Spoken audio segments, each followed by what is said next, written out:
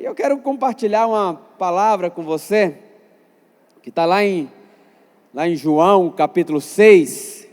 Nós temos uma promessa sobre nós como igreja, que 2026 é o ano da multiplicação. Amém, meus irmãos? Deixa lá o banner da multiplicação, meu irmão. Fala comigo, 2026 é o ano da multiplicação. E há uma promessa de Deus para nós como igreja. Se você faz parte desse ministério, há sobre você uma palavra profética da parte de Deus, que em 2026 você vai experimentar de multiplicação na sua vida. Amém? Se você crê, diga um amém bem forte. Olha para cá, meu querido, quando você diz amém, você está se apropriando. Você está dizendo, amém significa que assim seja.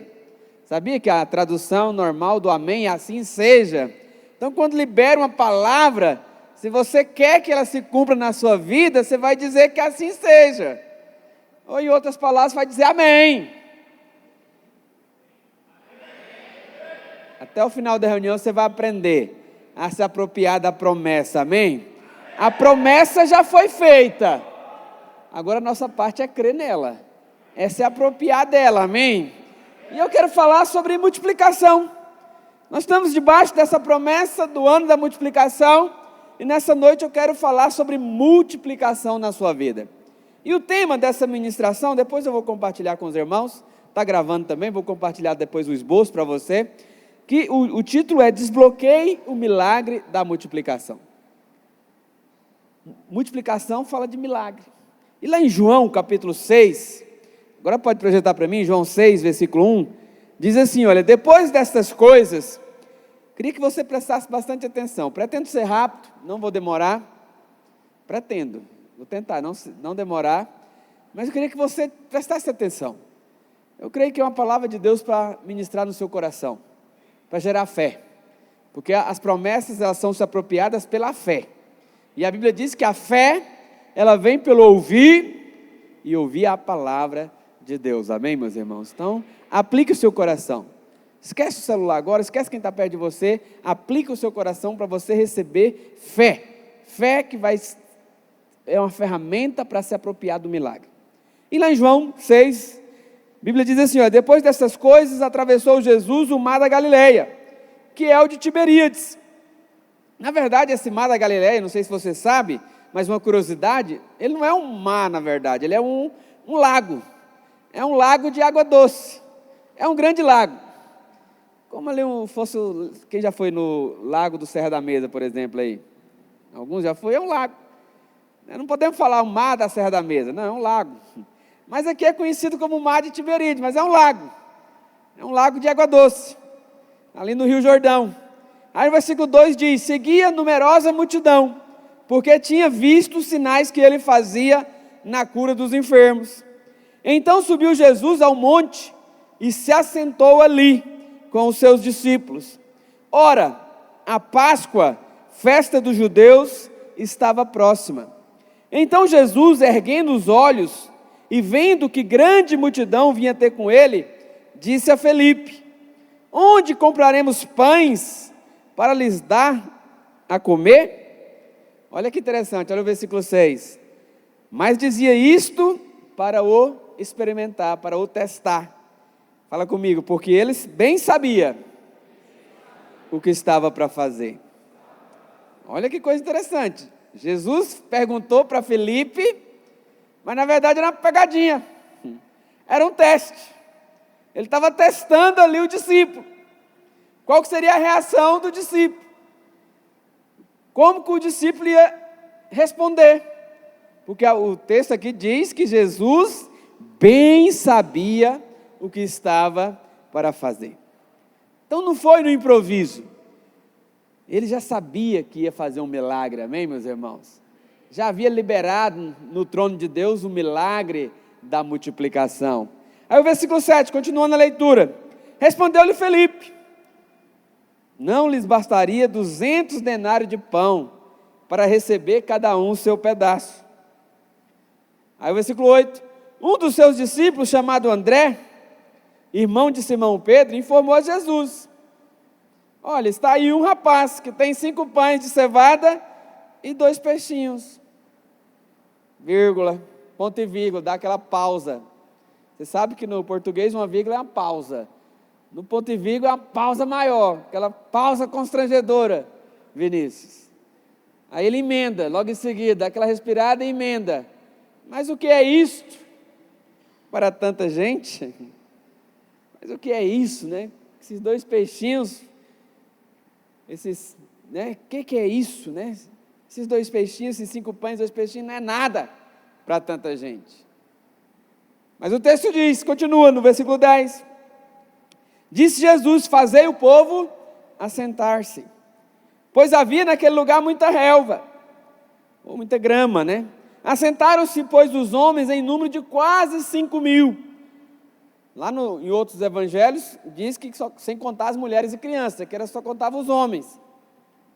Então, provavelmente, devia ter mais de 12.000 ali, sei lá, 15.000. Né?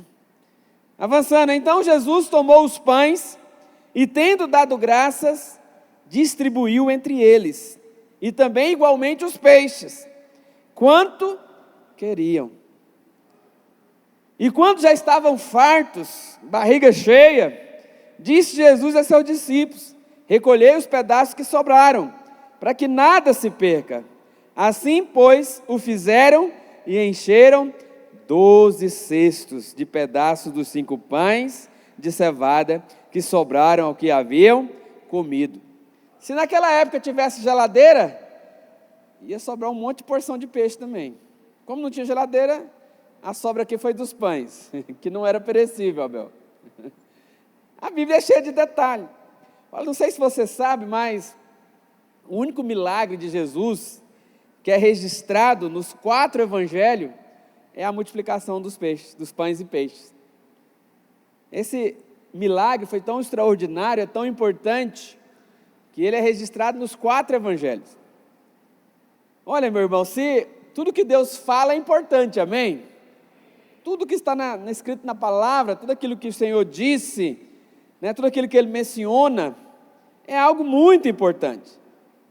Mas se o Senhor menciona 4 vezes uma coisa, nós precisamos estar muito atentos, porque aquilo é muito, muito importante. Tudo que Ele diz é bom, tudo que Ele diz é importante na palavra, sim ou não? A palavra de Deus, ela é útil. Nós devemos levar em consideração o que o Senhor diz.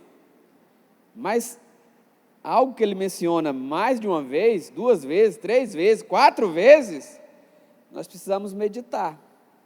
Nós precisamos ponderar em cada detalhe desse milagre, porque com certeza é algo muito importante que Deus quer falar conosco através desse milagre, amém, meus irmãos?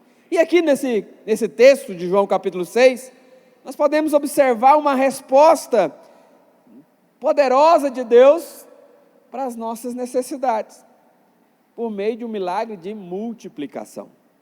Esse texto ele nos mostra a maneira de Deus suprir. Deus é o Jeová Jirê, o Deus da provisão, amém? Lá no Salmo 23, a Bíblia diz que o Senhor é meu pastor, nada me faltará. Esse nada me faltará aí, na verdade, é uma tradução de uma expressão que está na Bíblia chamada Jeová Jirê, que é o Deus da provisão. O Senhor é meu pastor e Ele me traz provisão. Deus é um Deus da provisão, amém, meus irmãos? E nesse texto aqui diz isso claramente, que Deus é um Deus que nos supre por meio da multiplicação. Independentemente da sua necessidade, independentemente do tamanho da sua necessidade, Deus é poderoso para suprir. Ele supre extraordinariamente. Ele faz milagre, amém, meus irmãos? E esse milagre aqui, ele é registrado, como eu disse, nos 4 evangelhos. Então eu queria ponderar com você os detalhes desse milagre, porque com certeza é algo muito importante, porque foi registrado nos 4. Se uma vez já era suficiente para mim e para você prestar atenção, mas se mencionou 4 vezes, meu irmão, aí você tem que digerir o texto, você tem que enxergar tudo, você tem que avaliar. Por que ele está registrado 4 vezes? Porque esse milagre da multiplicação dos peixes nós vamos conhecer, né, alguns segredos, né, de como desfrutar do milagre do Senhor, de como receber o milagre. E o texto começa dizendo lá no versículo 1, que a Páscoa, né, a festa dos judeus, estava próxima, no versículo 4 isso. A Páscoa estava próxima. E a Páscoa é um tempo de desfrute. Páscoa é uma festa para desfrutar do cordeiro pascual, do alimento, do suprimento de Deus. Mas interessante que, falado isso, que a Páscoa estava próxima, e a Páscoa era um tempo onde o cordeiro era imolado, onde se fazia ali os pães de fermento, e eles comiam 7 dias comendo pão e comendo carne, era um tempo de suprimento, de provisão. Aí a Bíblia fala que Jesus, então, começa a testar os discípulos, e o escolhido ali foi Felipe, né? O primeiro a ser escolhido ali para o teste foi Felipe. Lá no versículo 5 diz, olha, então Jesus, erguendo os olhos e vendo uma grande multidão, tinha uma multidão, então faça as contas aí, vamos arredondar aqui para umas 10 mil pessoas no mínimo. Se só homens eram 5 mil, imagina as mulheres e as crianças, né? E é mais ou menos, no mínimo aí o dobro, né? Devia ter umas 10 mil pessoas, era uma grande multidão.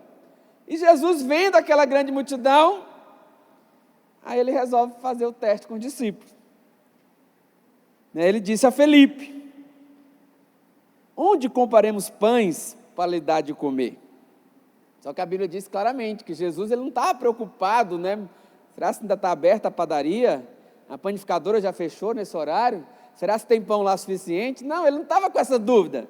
O texto diz claramente que ele disse isso, né, no versículo 6, mas dizia isto para o experimentar, para o testar, porque ele bem sabia. A Bíblia diz que ele bem sabia. O que é bem saber? Ele tinha certeza do que ia fazer.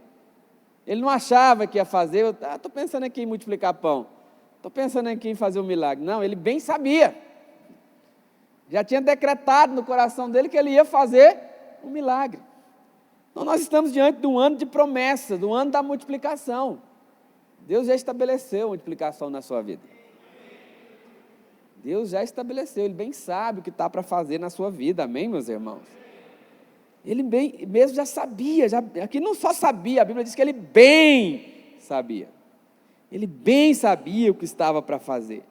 Porque às vezes, irmão, nós nos sentimos, né, às vezes nós estamos diante de situações, né, nós ficamos avaliando, será que é possível? Às vezes está aí pensando, né, tá, tudo bem, multiplicação aonde na minha vida?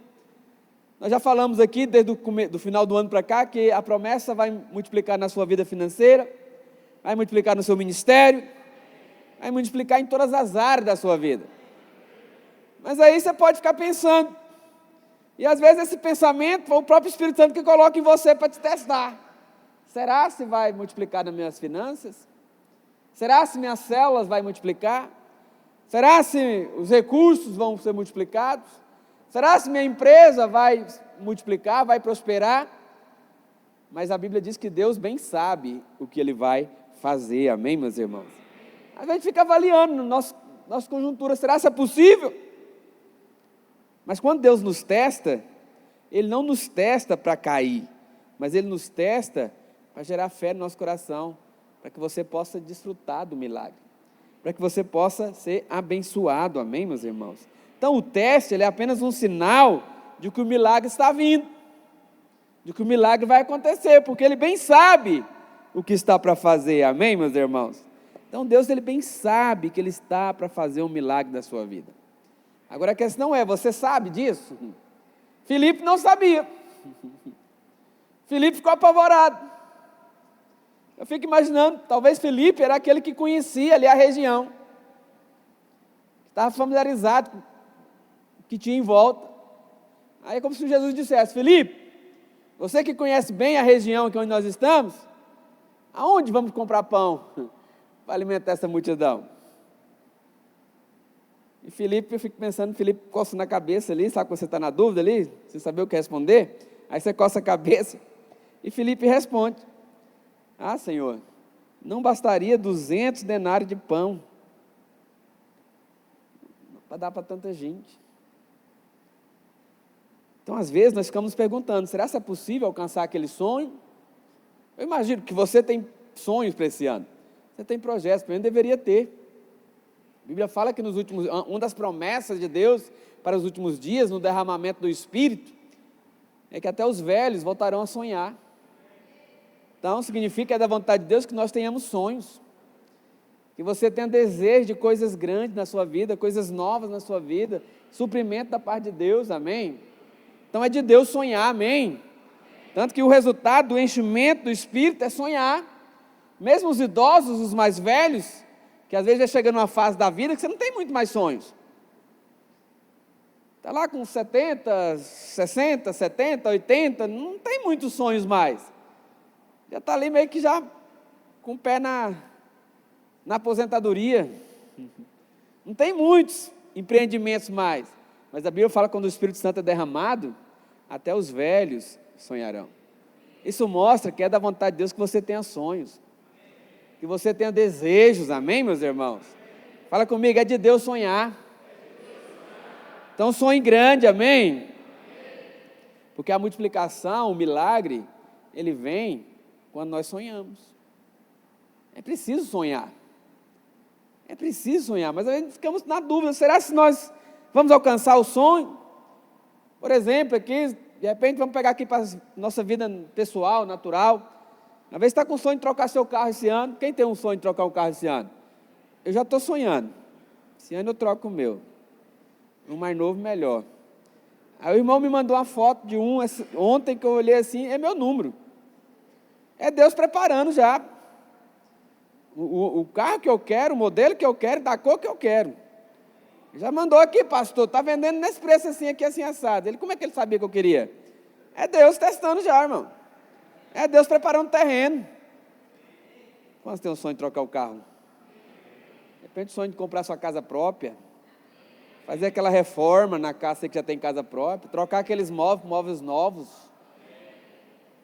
Ganhar mais. Você que tem empresa, aumentar a sua empresa, aumentar o faturamento. Dar um salto. Profissionalizar. Isso é de Deus. É de Deus. Sonhos é de Deus. Só que às vezes nós vemos o sonho, aí vem a tentação. Será que é possível? O diabo, ele é o matador de sonho. Recebi a foto lá, os olhinhos brilhou, pastor André. Aí eu lembrei, poxa, mas eu estou pagando a reforma ainda. Acabei de sair de uma reforma. Caríssima. Ainda tem um monte de prestação para pagar. Aí já começa. Porque os testes vêm. Será que é possível? Foi exatamente isso que Jesus fez com o Filipe, o teste. Só que o teste é para ver qual vai ser a nossa atitude. Então, diante desses pensamentos, às vezes de impotência, de falta de recurso, ficamos receiosos, achamos difícil, praticamente é impossível. Será que Deus vai fazer? Mas a Bíblia diz aqui que o Senhor estava apenas testando Filipe, porque ele bem sabia o que estava para fazer, amém, meus irmãos? Era só um teste, porque ele bem sabia o que ele ia fazer no nosso meio. Da mesma forma, ele bem sabe o que ele está para fazer na sua vida. Às vezes você é líder, você é discipulador, está aqui, minhas células estão poucas, estão fracas, nós temos que multiplicar, será que vai dar certo? Não tenho líder, não tenho treinamento suficiente. Meu irmão, Deus bem sabe o que ele está para fazer. Isso em todas as áreas da nossa vida, amém, meus irmãos? E ele diz, Filipe, você conhece bem esse lugar, e aí? Como é que vamos comprar pão para essa multidão? Só que Filipe, ele respondeu no natural. Ele fez a conta ali, essa multidão aí, você precisa pelo menos uns 200 denários. Não sei se você sabe, mas um denário era um dia de trabalho, de um trabalhador normal. Quanto custa aí uma diária, Davi? Vamos pegar na construção, um pedreiro bom. Diária, quanto? 300 pilha. Vamos pegar então aí uma secretária de uma limpeza da casa, diarista em casa. Quanto que é uma boa diarista aí numa casa grande? 300 também? Misericórdia! Então multiplica aí, 200 vezes 300. 60 mil. Senhor, seria necessário 60 mil de pão. para alimentar essa galera toda. Está caro, irmãos. Essa era a mente natural.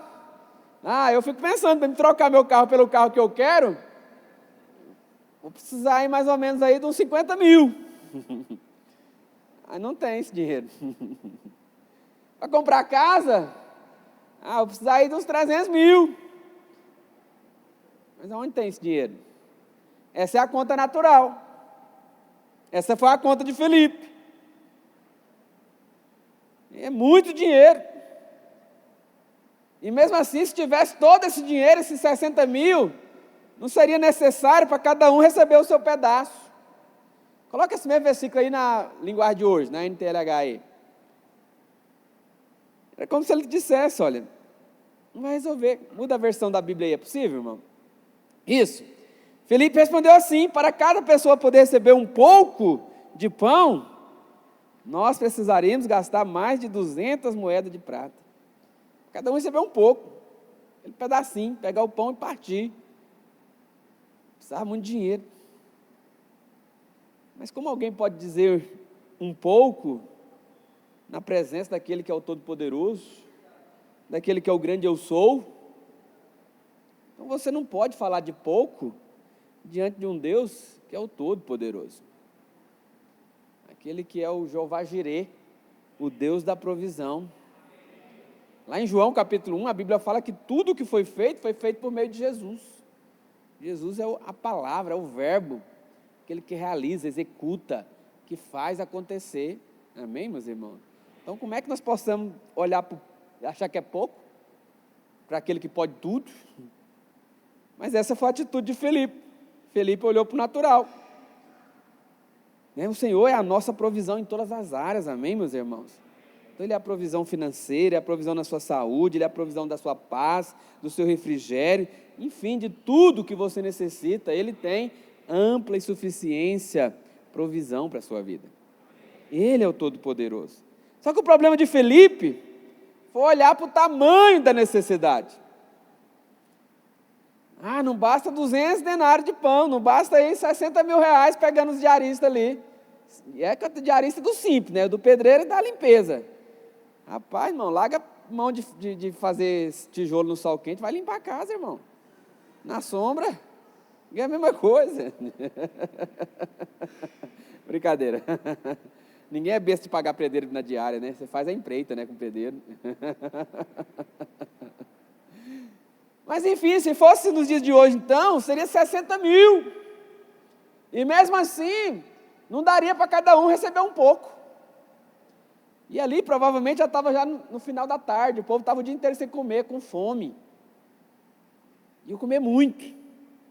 Então Felipe olhou para aquela grande necessidade, e ele disse: olha, não vai ser suficiente. Não vai ser suficiente. Então olha para cá, queridos. Felipe, ele olhou para a necessidade e esqueceu de olhar para aquele que estava à sua frente, que é o Todo-Poderoso, o Jeová Jirê. Então nós estamos diante dessa promessa de multiplicação. Quais são os seus desejos de multiplicação esse ano? O que é necessário? Quantos denários é suficiente para multiplicar na sua vida? Felipe, ele estava olhando, só para a necessidade. Mas 200 denários não vai ser suficiente. Então, quando nós olhamos para o problema, para a grandeza, a necessidade, e não para o que Jesus pode fazer, aí, meu irmão, a incredulidade, ela toma conta do nosso coração. Aí você fica incrédulo. Aí você desiste de ver a solução, ver só o problema. Então, o Deus que nós servimos, Ele nos ama, amém, meus irmãos? E não importa o tamanho do problema ou o tamanho da necessidade. Ele é poderoso, diz a Bíblia, para fazer infinitamente mais do que tudo aquilo que nós pedimos ou mesmo pensamos. Porque chega um momento na nossa vida que nós queremos alvos tão grandes, mas tão grandes, que a gente não tem nem coragem de falar. Tem coisa que você fala, compartilha com a esposa, compartilha com o marido, compartilha com o irmão, mas tem coisa que é muito grande, você não fala para ninguém, você só suspira. Aí isso é grande demais. O alvo é grande demais, e nós somos covardes demais para ter coragem de escrever, de pedir. Mas a Bíblia fala que Deus é poderoso para superar isso, que você só pensou, infinitamente mais. Infinitamente mais. Amém, meus irmãos? Então, meu irmão, o Senhor estava apenas testando Filipe. Não, mas Filipe, infelizmente, foi reprovado. Porque Filipe, ele ficou olhando para o tamanho do problema. Mas Deus, ele é maior do que qualquer problema, amém, meus irmãos? E ele bem sabe o que ele está para fazer. Então não há problema grande demais para Deus. A Bíblia diz lá em Gênesis 18, projeta para mim Gênesis 18, 14, pode voltar para a tradução normal, que nós usamos, a RA. E lá em Gênesis, capítulo 18, 14, o que a Bíblia diz? Olha, acaso para o Senhor há coisa demasiadamente difícil ou impossível? Muda a versão aí, volta à versão anterior.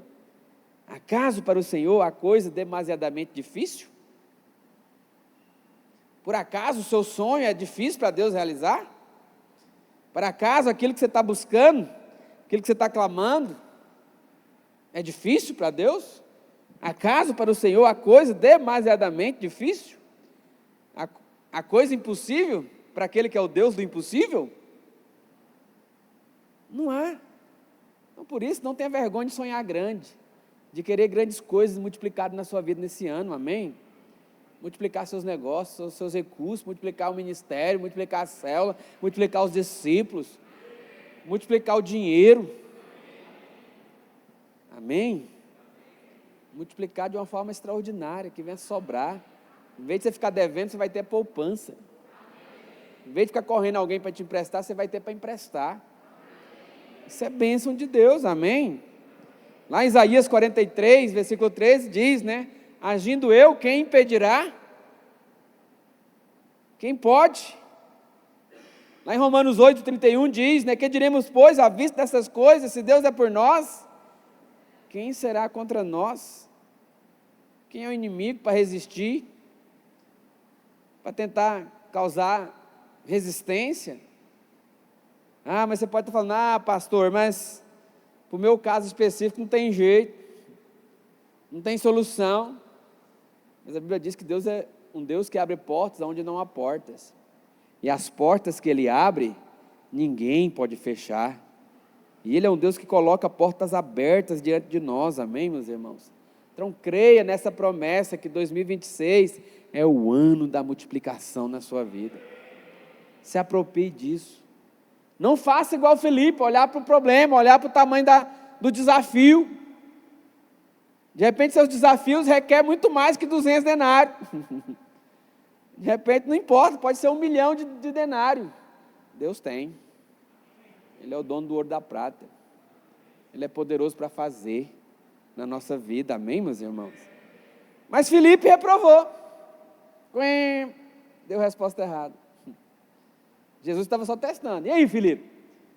Filipe respondeu mal. Aí a Bíblia fala que Jesus partiu para o outro, então. Filipe reprovou, ele foi testar o outro. Chegou a vez do André. Aí um dos seus discípulos, versículo João 6, 8. Versículo 8 de João 6.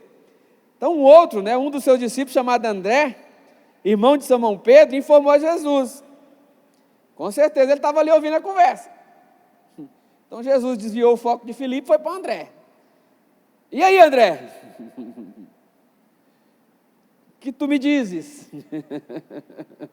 Aí André respondeu, informou a Jesus. Está aí um rapaz que tem 5 pães de cevada e 2 peixinhos. Ponto e vírgula. De novo. Mais uma vez. Diante do teste, diante do desafio, ele deu branco, parou, titubeou e respondeu, mas isto que é para tanta gente? 2 peixinhos com um menininho, no diminutivo. Que é isso para tanta gente? Fica imaginando, Senhor, não dá. Primeiro que nós não temos 200 denários. Se tivesse 200 denários, não tem padaria aberta esse horário suficiente para comprar tanto de pão. Onde você vai achar 10 mil pão, Rodrigo? No mínimo precisa de uns 10 mil pães francês. Nem em Goiânia inteira vai achar 10 mil pão, nem de manhã. Se brincar de manhã até acha. Mas no final do dia, Você vai no supermercado no final do dia, acha pão assim fresquinho? Dificilmente, acha só aqueles que sobrou, né? Já está até murcho. Então não tem jeito. Mas então, Felipe, e você que tem a dizer? Ah, senhor, tem só 5 pães e 2 peixinhos, mas o que é isso para tanta gente? Então, Felipe também foi reprovado. O problema de Felipe, o anterior, é que focou só no tamanho do problema. André, por sua vez, talvez até avançou um pouquinho, mas só olhou para a pequena provisão que tinha. Não ficou só olhando para o problema, avançou um pouquinho mais, porque ele viu o colega dele reprovado, aí ele falou, não posso cair no mesmo erro, então vou avançar um pouquinho. Então, em vez de olhar para o tamanho do problema, olhou para a pequenez do suprimento que tinha, era muito pouquinho, 5 pães e 2 peixinhos, não dá para nada. O que é isso para tanta gente? A Bíblia não fala, mas eu fico imaginando aqui Judas, e Judas nessa hora? O que Judas estava pensando? Ah, vai gastar 200 denários de pão com essa gente? Para com isso. Ah, lá vem o Senhor de novo, esse negócio de multiplicação. Tem ano que é o ano da porta aberta, tem um ano que é o ano da casa cheia, e agora vem que esse povo aqui com esse negócio de história de o ano da multiplicação, e blá blá blá, blá blá blá, isso é Judas. Mas a Bíblia fala que o Senhor bem sabia o que estava para fazer, amém, meus irmãos? Olha, na visão do mundo, né? A visão do mundo, ele só olha para a escassez. Às vezes nós estamos tentados a olhar só para o que nós não temos. Ah, não tenho isso. Ah, queria trocar o carro, mas não tem dinheiro. Queria comprar a casa, mas não consigo fazer financiamento, não consigo recurso para dar entrada, não consigo não sei o quê, não consigo não sei o quê. Se eu tivesse dinheiro da entrada, se eu tivesse uma renda melhor, a gente só olha para o que não tem. Só olha para a escassez. Esse era o caso dos discípulos. Mas diante do desafio ou da promessa, tome cuidado para onde você vai olhar. Cuidado aonde você está pondo os seus olhos, amém, meus irmãos? Por isso que a Bíblia diz lá em Hebreus que nós devemos olhar firmemente para o autor e consumador da nossa fé. Não olha para o problema, não olha para a dificuldade, não olha para a falta de recurso, não olha porque você não tem, mas olha para aquele que é o autor e consumador da sua fé. Olhe para a promessa. Porque na nossa ótica, o que nós temos é sempre pouco, é insuficiente. Ah, tudo bem, vamos crescer, vamos multiplicar, mas minha célula, pastor, misericórdia, não tem um lindo treinamento, o povo lá não está compromissado, está pouca gente, há dificuldades, irmão não quer nada com Deus. Essa é a nossa ótica muitas vezes, a tentação de olhar para o problema. Meu irmão, mas olhe para Ele, olhe para Ele. Interessante que, voltando aqui, Felipe olhou para o problema, era muito grande o desafio. André, por sua vez, olhou só para o recurso pequenininho, olhou só para o natural. Mas a Bíblia fala que entra um terceiro na jogada aqui, que o próprio Jesus, para onde Jesus olhou? Lá em Mateus, capítulo 14, é o mesmo milagre, só que um detalhe a mais. Mateus, capítulo 14, versículo 19, versículo 9, perdão, Mateus 19 mesmo, Mateus 14, 19. O que Jesus falou? E tendo mandado que a multidão se assentasse sobre a relva, tomando os 5 pães e os 2 peixinhos, que para André não era nada, não era suficiente, o que Jesus fez? Fala comigo, erguendo os olhos ao céu. Para onde Jesus olhou? Para o céu. Um olhou para a escassez, outro olhou para o problema, mas Jesus olhou para o céu. Como diz o salmista, né? Ergo meus olhos aos montes, de onde virá o meu socorro? Meu socorro vem do Senhor. Amém, meus irmãos? Então a Bíblia fala que o Senhor ergueu os olhos ao céu e os abençoou, Depois, tendo partido os pães, deu aos seus discípulos, e este às multidões. Todos comeram e se fartaram. Na visão de Filipe, se tivesse 200 denários, cada um ia pegar só um pouco, só um pedacinho. Mas a Bíblia fala que na visão de Jesus, olhando para o céu, todos comeram e se fartaram. e ainda depois todo mundo estava cheio, não aguentava mais comer, recolheram e ainda sobraram 12 cestos cheios. Amém, meus irmãos? Olha que coisa interessante. Filipe olhou para o tamanho do problema, André olhou para o tamanho da escassez, mas Jesus olhou para o alto. Jesus olhou para o céu, olhou para aquele que é poderoso para fazer infinitamente mais. Então, para nós hoje, no nosso caso hoje, devemos olhar, como diz Hebreus, olhar para o autor e consumador da fé. Porque se você olhar para o recurso, às vezes não tem. Se você olhar para o problema, às vezes o desafio é grande demais. Mas olhe para o autor e consumador da fé. Por isso que na pregação de domingo falamos sobre o candelabro. O candelabro era a arte central. Os braços ali apontam para mim e para você. Mas os braços, todas as luzes dos braços tinham que olhar, está virada para o centro. Porque nós não podemos olhar para o outro lado. Lembra de Pedro? Andou sobre as águas. A Bíblia fala que enquanto Pedro estava olhando para Jesus, ele andou sobre as águas. Mas no momento que ele reparou as ondas, o barulho das ondas, ele começou a afundar. Assim somos nós. Se nós desviarmos o olhar do autor e consumador da fé, nós vamos afundar. Mas hoje, diante da promessa da multiplicação, olhe para Cristo. Olhe para Ele, amém, meus irmãos? Porque Ele é o grande eu sou, Ele é o todo-poderoso, amém? Não fique olhando para o seu problema, nem mesmo para a sua pouca provisão, mas olhe hoje para o tamanho do Senhor e para a sua bondade, porque Ele é o grande eu sou, amém? Como diz o salmista no Salmo 121, versículo 1 e 2, diz, olha, levo meus olhos para os montes, de onde virá o meu socorro? O meu socorro vem do Senhor, que é poderoso, que fez os céus e a terra, que é o dono do ouro e da prata, que agindo ninguém impedirá, que a mão não está encolhida, aquele que não poupou o seu próprio filho, antes por mim o entregou, então por acaso ele não vai me dar gratuitamente, de graça, sem merecimento, junto com o seu filho, todas as coisas? Isso é focar no lugar certo, isso é focar na coisa certa. Então escute, meu irmão, quando Jesus ele entra na história, a provisão sempre vai ser maior do que a necessidade. Ali tinha uma multidão faminta, mas a Bíblia fala que todos comeram até se fartar. Então por isso, não queira multiplicação pouca na sua vida, queira multiplicação muita, para sobejar, para ser suficiente para você ainda abençoar quem estiver perto. Quem estiver perto vai desfrutar, porque Deus faz sobrar. Isso é prosperidade. Prosperidade é você ter mais do que é necessário para si. É você poder abençoar quem está perto, abençoar a sua família, abençoar os irmãos que estão perto, abençoar a igreja, abençoar a obra. Amém, meus irmãos? Porque a multiplicação dele é a mais. Ele não só supre. É ruim você estar com fome e comer e deve ter que ficar lambendo os dedos porque está com fome ainda, né? Aquele negócio, podia ter mais um pouquinho. Não, todo mundo comeu até fartar. Ai, não aguento mais. Comi demais.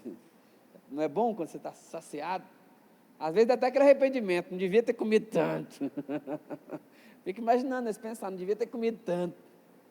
Mas aquele McFish, né, aquele sanduíche de pão com peixe, McFish, estava delicioso, irmão, estava maravilhoso, comeram até fartar, amém, meus irmãos? Então aqui estão alguns princípios. Não olhe para o tamanho do problema, não olhe para o tamanho do desafio, e nem fique focado na escassez, no que você não tem, ou só no pouco que você acha que tem. Não, olhe para Ele. Senhor, eu quero multiplicar minha célula esse ano. Você que é líder, tem o desejo de ser discipulador, esse ano eu vou ser discipulador. Esse ano eu quero ser discipulador, o Senhor vai me dar os líderes. Ah, mas onde eles estão? Você não tem treinamento, os irmãos de sua célula não querem nada com nada. Isso é o diabo falando no seu ouvido. Não olha para o problema, olha para aquele que fez a promessa. Peça aquele que é o Senhor da seara para mandar os trabalhadores. Senhor, manda líder pronto. Manda líder com cursão em CTL, que quer liderar. Que eles estão mudando de cidade, estão mudando de setor, manda lá para perto da minha célula. Aqueles estão procurando a casa para alugar, para comprar, Deus abre os olhos para comprar pertinho da minha célula. Ele vai lá para a célula, vai ser meu treinamento, vai ser o futuro líder. É assim. Deus é poderoso para fazer, amém, queridos? Mas tem um detalhe aqui, que para um milagre acontecer, alguém teve que contribuir. Então tem muitos detalhes nesse texto. Tinha ali um rapaz que contribuiu, ofertou 5 pães e 2 peixes. Versículo 8 diz, um dos seus discípulos, chamado André, irmão de Simão Pedro, informou a Jesus: está aí um rapaz que tem 5 pães de cevada e 2 peixinhos. E esses 5 pães e 2 peixinhos foi parar na mão de Jesus. Foi ofertado. E por meio daquela oferta, um milagre aconteceu.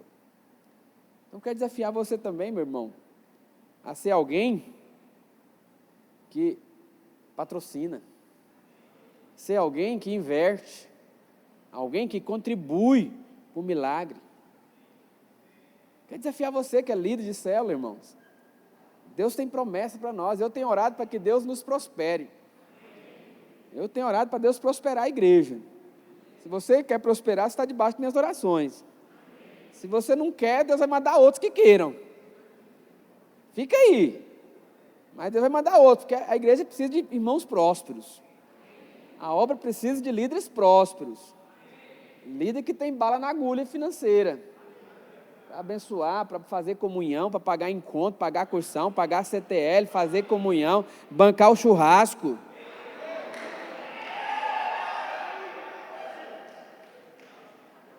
Precisamos de irmãos assim no nosso meio. Estejam dispostos a contribuir. Olha, irmãos, estava olhando, olha para cá. Estava olhando, pegando a relação de dizimista aqui do nosso prédio. Infelizmente temos poucos irmãos que são dizimistas. É um percentual muito pequeno do tanto de irmãos que tem em nossas células, que tem em nossos cultos. Mesmo pegando só os que vêm habitualmente nos cultos, está muito pequeno o nosso índice. Ou seja, a maior parte da igreja não é dizimista. Nas ofertas aqui, a nossa média de oferta domingo aqui, não pagaria nem energia. É muito baixa. Precisamos mudar isso. Começando de você que é líder. Olha, se por algum motivo você não é ainda alguém generoso, alguém que oferta, alguém que entrega dízimo, meu irmão, quer desafiar você. Comece agora. Porque é a promessa de Deus para nós. E é importante que os líderes sejam os primeiros a desfrutar do milagre. É importante os irmãos da sua célula ver a sua prosperidade. Porque a sua prosperidade honra a Deus e desafia os irmãos dos seus liderados para também querer ser próspero. E um dos caminhos para você ser próspero é quando você contribui. É promessa. A Bíblia fala: provai-me nisso, diz o Senhor, se eu não abrir as janelas do céu, as comportas do céu e derramar sobre você bênçãos sem medidas. Então quero desafiar você em nome de Jesus, ora sobre isso. Questão de ser dizimista ou não é questão de ter ou não ter dinheiro, é uma questão de fé. Quero desafiar você, avance em fé, para que você possa desfrutar de coisas maiores da parte de Deus. Para que aqueles irmãos que não são fiéis ainda possam ver a sua prosperidade, e ao ver o tanto que você está sendo próspero, eles também queiram ser fiel. Nós somos os pais espirituais dos irmãos da célula. Nós somos o modelo deles, amém, queridos? Você é referência para eles em todas as áreas. Eles estão observando como é que você age, como é que você trata a sua mulher, como é que você trata seu marido, como é que você trata os seus pais, você que é jovem. Os irmãos da célula estão aprendendo com você. Como é que você relaciona. Você é um modelo para eles. E eu queria que você também fosse um modelo nos dízimos, nas ofertas. Seja generoso. Não se preocupe, não vou tirar a oferta hoje, é domingo, no culto da ceia. Mas hoje aprenda com o coração, abra seu coração para essa verdade. Já falei aqui várias vezes, não canso de repetir. Glória a Deus, no dia que eu fui desafiado a ser um dizimista, e passei a fazer isso, porque foi uma mudança de chave completa na minha vida. Completa. E eu lembro que no dia que eu tomei a decisão no coração de ser um dizimista, naquele dia eu não tinha não estava preparado para começar a dizimar. Mas eu fiz uma oração: Senhor, no meu próximo pagamento, eu vou entregar meu dízimo. Foi eu e Deus. Eu entendi. Falou no meu coração aquela palavra. E eu fiz o propósito com Deus ali. Fechei meus olhos: Senhor, próximo pagamento, eu vou entregar o dízimo. Irmão, diante de Deus, naquele próximo pagamento, já veio um aumento no meu salário, que triplicou o salário. Triplicou. Coisas que naturalmente não seria possível. Não era possível, nem esperava. Foi aquele presente inesperado. Eu estava naquele semestre, eu queria fazer faculdade. Não tinha condições financeiras de fazer faculdade. Tinha acabado o 2º grau. E pendurar chuteira, Vinícius. Tentei o vestibular na Federal, coitado, descobri que fui enganado. Estelionato da educação. Nada que eu aprendi nos meus 15 anos de escola pública caiu na prova. Dava conta nem de ler as perguntas, irmão. Fiquei lá 10 anos estudando verbo to be. Pensava que inglês era fácil demais. Só verbo to be, irmão. Tem 5 anos, 6 anos, mesma coisa. Cheguei lá na prova, irmão, pastor André, misericórdia. Vai ser burro assim lá longe, nunca vi isso aqui na vida. Não tinha nem como chutar, porque eu não sabia nem para onde. Decepção. E olha, jovens, que na escola onde eu estudava, eu era aluno nota 9, 9,5 e 10.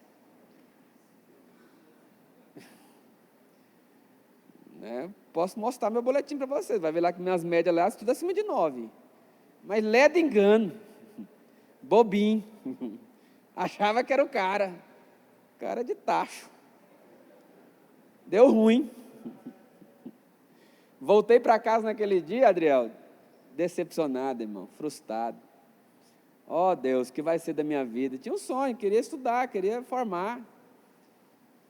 Eu sou de uma família de 12 irmãos. Fala comigo. Sou o 12º, caçula. Dos 12, eu fui o primeiro a sequer terminar o 2º grau. A maioria dos outros só sabe assinar o nome de um jeito. Mas nem todos dá conta de ler o que assina, não. Então era o primeiro. Aí voltei para casa, Rodrigo, decepcionado, irmão. Misericórdia, Senhor. Nessa época eu já era convertido, novo convertido. Falei, não, Senhor, faz alguma coisa.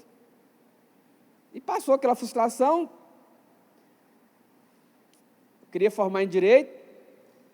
A mensalidade do curso de Direito era bem maior do que o meu salário. Então, por exemplo, se eu ganhava lá um salário mínimo, 1.200, 2.500, né? 1.500, a mensalidade era 2.000 e tanto. Ou seja, impossível. Não tinha nem que se falar. Sem chance. Mas acredite, diante de Deus, eu falo para você. Naquele dia que eu assumi o compromisso com o Senhor, naquele dia meu salário triplicou. Naquele próximo pagamento já recebi, e mais, tipo assim, ele me deu aumento, já estava faltando uns 10 dias para acabar um mês.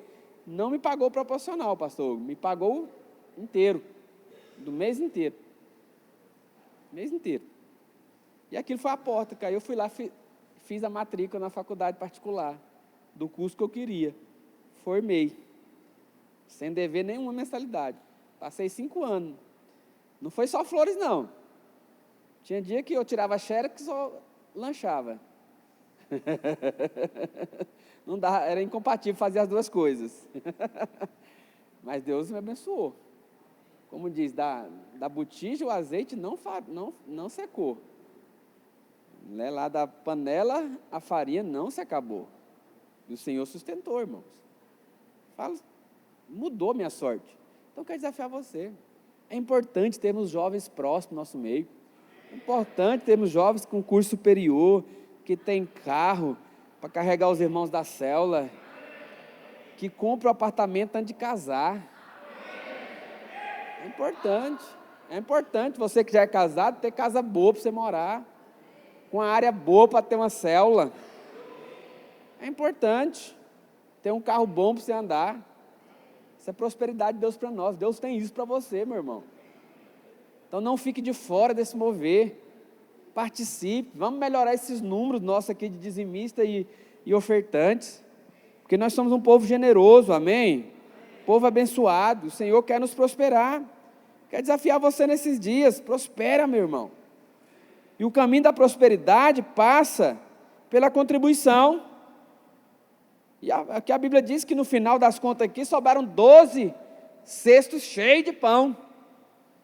Para quem você acha que foi esses pães que sobraram? Pela lógica bíblica, pela lógica da promessa, de quem contribui, o Senhor abençoa, de quem honra o Senhor com seus bens, o Senhor vai encher os celeiros. Para quem que foi? Entendeu? Foi para ele. Foi para ele. Para quem só tinha 5 pães, levou 12 cestos cheios de pão. Isso é bênção de Deus. Quero desafiar você, meu irmão. Ora sobre isso. Ora sobre isso. Senhor, me dá fé para me entregar o dízimo, para me ofertar. Me faz ser generoso. Porque a Bíblia fala que aquele que dá, que é generoso, não vai faltar para ele. Ele vai ser saciado. Ele vai ser suprido. Há essa promessa. Porque às vezes nós não damos com esse medo. Se eu der o dízimo, vai faltar para pagar a conta. Eu tenho pouco. Se eu dizimar, se eu ofertar, vai faltar. Eu acredito que os irmãos já não é mais aquele Judas que pensa, vou dar dinheiro para pastor? O pastor acabou de falar aí, quer trocar o carro.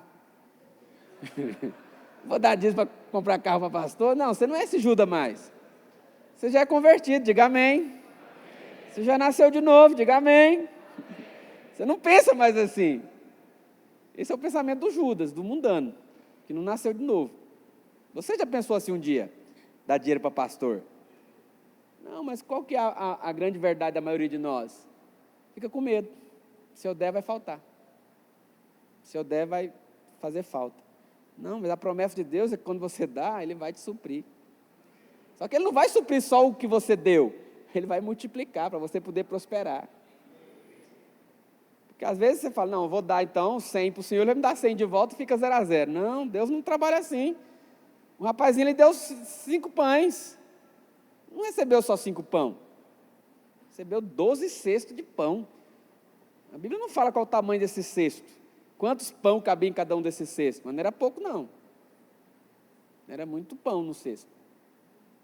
Essa é a matemática de Deus. Então, eu quero desafiar você, meu irmão. Se você é líder, não é um dizimista ainda, muda essa realidade.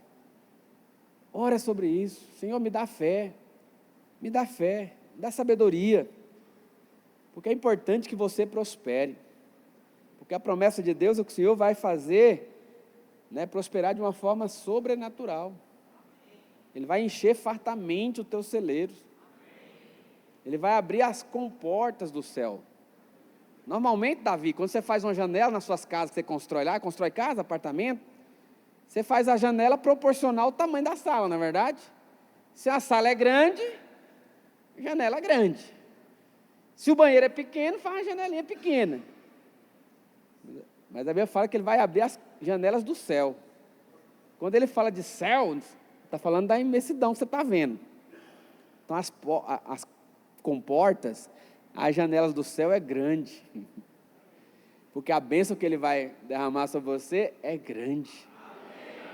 É grande. Creia. Isso vai honrar a Deus. Por quê? Porque as pessoas vão ver você prosperando. Vão ver vocês mudando de vida. E às vezes eles vão ficar pensando, vão até pensar mal de você, deve estar roubando. Está prosperando. Já me falaram isso, você é funcionário público. O povo tem um ditado sobre funcionário público. Se você não quer morrer pobre, faz concurso. Passa um concurso. Mas se quer ficar rico, pede conta e vai ser empresário. Como que esse funcionário público está prosperando? Está avançando? Pode pensar o que quiser, mas Deus, Ele abençoa. Deus prospera. Deus abençoa. Deus é poderoso para fazer. Não importa com o que você trabalha. Deus é poderoso. Estava ouvindo o testemunho do irmão. O irmão trabalhava lá com sanduíche, vendendo sanduíche. Em porta de escola. Sanduíche. fazia todo dia um sanduíche, pode da escola vender sanduíche. Hoje ele tem a sua sanduicheria e fatura não sei quantas 1.000 por mês. Prosperando, um negócio simples. O outro vendia bombom em porta de faculdade. Sabe, fazia bombom, botava na geladeira, de manhã pegava o carrinho dele, o chevetão dele, e ia vender bombom na porta de faculdade. Aquele bombonzinho de 2,50. Vendendo. Hoje esse camarada tem uma rede de lojas de bombom. Só a franquia dele, para você ter a mesma franquia dele, você tem que pagar 100 mil conto para ele. Você colocar o nome na franquia na porta. Não importa o que você faz. Agindo Deus, quem impedirá, meu irmão? Eu quero desafiar você, meu irmão. Contribua. Participe. Porque é importante que você também colha. É importante que os nossos liderados vejam a gente colhendo. Porque isso vai gerar fé no coração deles. Então, quero orar por você nessa noite, desafiar você a orar sobre isso. Deus, me ajuda a ter fé. Me ajuda a crer. Me ajuda a organizar. Porque Ele vai te prosperar. Amém? E por último, para a gente encerrar esse momento, a Bíblia fala que a multiplicação, ela vem também no meio do descanso. Porque o Senhor, diante daquele cenário, Ele falou, olha, no versículo, volta lá para Mateus 14, 19. Está aí Mateus, vai lá para Mateus 14, 19. Vamos ver o texto lá. Lá diz assim, olha, Mateus 14, 19. E tendo mandado que a multidão se assentasse. Então Ele fez ali com que ele se assentasse. Sabe que se assentar fala de descansar. Uma vez você está pensando aí, tudo bem, pastor, eu quero muita multiplicação na minha vida, mas o que eu tenho que fazer? Vai dar trabalho demais ganhar dinheiro desse tanto. Vou ter que fazer muitas diárias para ganhar esse tanto. O Senhor manda sentar. Senta. Descansa. Porque aquele que fez a promessa, Ele é fiel. Ele é que vai te dar a estratégia. Ele é que vai fazer a coisa acontecer na sua vida. Amém, meus irmãos? Isso é pela graça. Não vai ser pelo tanto que você tem que se esforçar para prosperar. Tanto que você tem que se esforçar para multiplicar a sua célula. Não, vai ser no descanso. Apenas creia. Apenas esteja à disposição. Senhor, eis-me aqui. Envia-me a mim, multiplica na minha vida. Descansa nele, amém? Não ande ansioso. Não ande preocupado. Apenas creia. Porque quando você se assenta, a provisão vem na sua vida. Aquelas pessoas estavam com fome. Os discípulos estavam desesperados, cada um vendo sua dificuldade. Mas quando vocês sentaram e colocaram na mão de Jesus, o Senhor olhou para o céu e a multiplicação veio. Amém, meus irmãos? Salmo 37, 5 diz, entrega o teu caminho ao Senhor, confia nele, e o mais Ele fará. O mais Ele fará. Então, quero profetizar que nós vamos experimentar de uma grande multiplicação nesse ano. Mas vai ser no descanso. Vamos trabalhar muito, mas vai ser no descanso. Vamos fazer muita coisa, mas vai ser no descanso. Não vai ser na ansiedade, não vai ser na preocupação. O Senhor vai fazer algo extraordinário em nosso meio. Quero desafiar você a crer. Quero te convidar a ficar de pé. Vamos orar sobre isso. Jesus, Ele usou apenas 5 pães para mais de 5.000 homens, sem contar mulheres e crianças. Ele é o Deus poderoso para multiplicar. Não sei se você sabe, mas tem outro registro, uma outra multiplicação de pães. Jesus fez 2 milagres com multiplicação de pão. Nesse milagre aqui, Ele multiplicou 5 pães para 5.000 homens. Mas lá em outra passagem, a Bíblia fala que Ele multiplicou 7 pães para 4.000 homens. Então Ele é poderoso para fazer, independe do tamanho da necessidade, Ele pode fazer tudo. Ele pode fazer tudo. O Deus do impossível, Ele é assim, Ele tem ampla suficiência para nós, amém? Eu queria que você fechasse seus olhos por um momento. Vou orar por você.